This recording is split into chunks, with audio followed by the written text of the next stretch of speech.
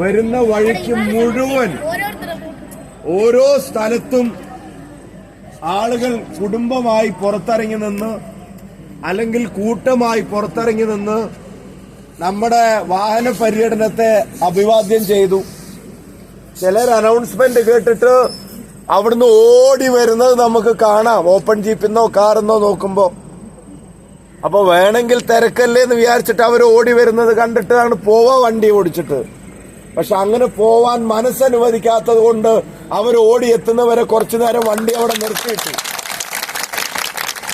ഉദ്ദേശിച്ച പോയിന്റുകളിൽ മാത്രമല്ല, ഒരുപാട് സ്ഥലങ്ങളിൽ നിർത്തേണ്ടി വന്നു. പോയിന്റിന്റെ എണ്ണം 20 ആണെങ്കിൽ 50 നിർത്തിയിട്ടുണ്ടാവുമെന്നുള്ളത് ഉറപ്പാണ്. അതെല്ലാവരും കണ്ടു വന്നപ്പോ കുറെ സമയം വൈകിപ്പോയി, ഡേറ്റ് വരെ മാറിപ്പോയി. നിങ്ങൾക്ക് ഒരുപാട് ബുദ്ധിമുട്ടുണ്ടായിട്ടുണ്ടാവും അറിയാം. എന്നോട് ക്ഷമിക്കണം, ബോധപൂർവമല്ല. മാത്രമല്ല, ഇവിടെ എത്താൻ വൈകിയാലും ഒരവസരം കിട്ടിയാൽ വടകരയിലെ ഇടപെടലുകൾ വൈകില്ല എന്ന് നിങ്ങൾക്ക് എല്ലാവർക്കും ഉറപ്പുണ്ട്. ഇത്ര നേരമുള്ള എല്ലാ പോയിന്റിലും തിരക്കൂടുമ്പോ പറഞ്ഞത് ഇവിടെ നിങ്ങൾ കാത്തിരിക്കുന്നുണ്ടെന്നുള്ളതാണ്. ഇനിയിപ്പോ ഇവിടെ തിരക്കൂട്ടാൻ പറയേണ്ടത് രാവിലത്തെ പേരാമ്പ്ര പര്യടനം അവർ സെറ്റാക്കി വെച്ചിട്ടുണ്ട് എന്നുള്ളതായിരിക്കും. ഏതാണ്ട് സമയമായി. ഞാൻ ദീർഘമായൊരു പ്രസംഗത്തിനൊന്നും മുതിരുന്നില്ല.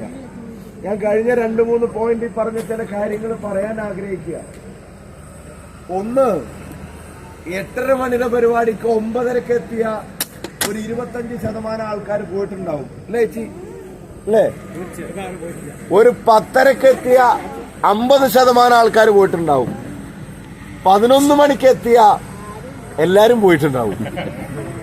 പിന്നെ സ്ഥാനാർത്ഥി വന്ന ആകെ ഉണ്ടാവുക സ്റ്റേജും കസേരയും മാത്രമായിരിക്കും, ബൂത്ത് കമ്മിറ്റിയുടെ 1-2 ആൾക്കാരും. പക്ഷെ ഇവിടെ 8:30 മണിയുടെ പരിപാടിക്ക് 1:30 മണിയായിട്ടും ഒരാൾ പോലും പോകുന്നില്ല എന്ന് പറയുമ്പോ അതിനൊരു അർത്ഥമുണ്ട്, അതൊരു മെസ്സേജാണ്. ആ മെസ്സേജ് വളരെ ക്ലിയർ ആണ്. ആരെല്ലാം എന്തെല്ലാം കള്ളപ്രചരണങ്ങൾ നടത്തിയാലും, ആരെല്ലാം എന്തെല്ലാം ബോംബ് ഉൾപ്പെടെ എന്തുണ്ടാക്കിയാലും ഈ തെരഞ്ഞെടുപ്പ് നമ്മളെ ജയിക്കൂ എന്നുള്ള കാര്യത്തിൽ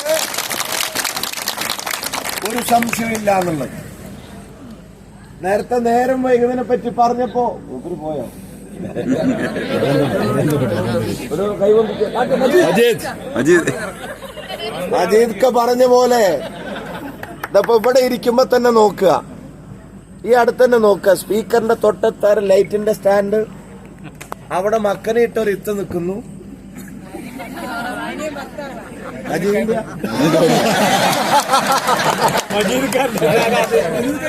ഒരു കാര്യം മനസ്സിലായോ? എത്ര പെട്ടെന്ന് ആ കണക്ഷൻ പിടിക്കണമെന്ന് മനസ്സിലായോ?